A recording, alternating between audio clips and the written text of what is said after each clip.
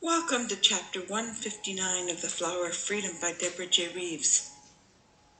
All rights to both the book and presentation are fully reserved. This presentation is put onto YouTube for the benefit of all with good hearts and good intentions.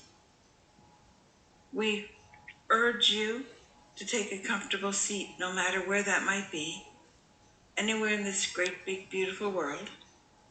We provide a setting here for your imagination.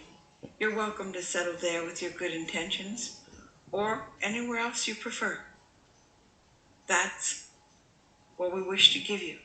Comfort, rest, a little stimulating thought process. Thank you for coming.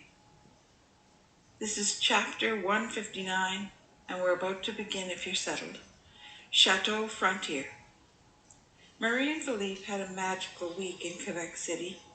They decided over dinner on the second last night that there was no word except magical that would suffice. They talked about their dreams. They sampled food from one another's plates. They held hands, drank wine, talked about Bonhomme's antics and the way Philippe went tumbling on the ice slide. It wasn't very graceful, I grant you, but I have redeemed my ego by deciding that you shall be the icon of grace in our family. I'll not compete for that title. His self-effacing ability to put other people ahead of himself was one of his most admirable traits, and Marie wondered for the millionth time how she got so lucky. She smiled into his face and said, "Okay, I won't compete for the title of computer genius." And Philippe laughed aloud. She always managed to say something totally unexpected. Life with Marie will never be boring, even if we live to be 100, he thought. The city was far less crowded. Local people came back into the center of town when Carnival was over. The next morning, Philippe and Marie wandered down the main street and strolled through the artisan shops. Philippe turned to Marie with a brooch in his hand. He asked her if she liked it.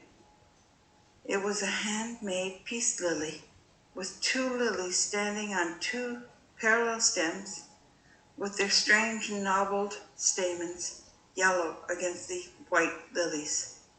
The flowers were nestled against a veined green leaf. When she nodded, he brought it forward and he pinned it onto the lapel of her winter white wool jacket. The leaf stood out against the coat, and it matched her green beret-style hat and the green mittens.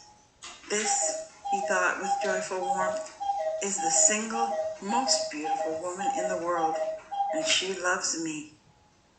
Although he was not a man who was given to public displays of affection, Philippe kissed her there and then. Marie was delighted. While he paid for the pin, Marie noticed a sunflower brooch that was intricately wrought. The seeds in the center were laid out in the Fibonacci sequence, and they were just as they were in nature. Philippe walked over to her, wondering what had taken her interest so completely. She looked up and said, "Philippe, aren't sunflowers your mother's favorite flower?" Surprised that Marie had noticed his mother's favorite flower, he nodded. And she said, "I've never seen one more accurately rendered, Philippe. I think your mother would love it." He knew she was right. "Now we have two mothers, Marie.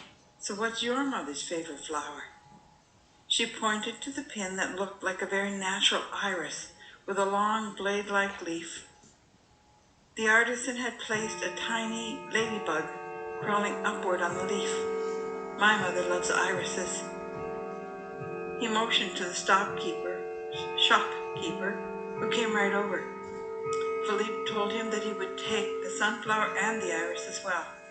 The shopkeeper put each of them into a burgundy box that was lined with tissue paper. Philippe held the door open as they left, and Marie carried the little bag with the rope-like handle. The long climb back up the hill took them back to the Chateau Frontier. The doorman smiled at the lovely couple, and as they passed through the inner doors, the woman at the check-in desk looked up and waved. "This is fortuitous. A gentleman has just called, asking to speak with you, Monsieur de Patou." Surprised, Philippe went over to the desk, and the lady handed him the phone receiver. When he said hello, he heard Bertie's nervous voice. "Philippe, thank God I caught you. I'm so sorry to interrupt your vacation, but I need your advice because I have no idea what to do." "Bertie, is everyone all right? Just tell me," Philippe replied. "What's wrong, Bertie?" "Everyone's all right, except for maybe me, Philippe. Here's the issue. Bianca just called. She's at the airport in Montreal. She's returned. I've not heard from her since before Christmas, but she sounds entirely different. Broken, maybe. She wants me to pick her up. She says that she loves me, but she does not want to go home. She does not want to go to my parents. She does not want to see Alicia. I have no idea what to do. I have to go and pick her up right away, but I'm struggling with my own feelings. I think I'm glad she's back, but I'm not sure that I'm equipped to deal with her. I can't call my parents. I don't want to hurt them. What the hell do I do? We just take this one step at a time, Bertie. First, you pick her up. Do you think she might like to come to the Chateau Frontier? Carnival's over, so I'm sure I could get you to a room for the night. We're leaving tomorrow, so we'll not be in the way for long. That's the end of chapter 159. We hope you'll come back for the next chapter. That's called Realizations. I remain your friend Deborah. Bye-bye.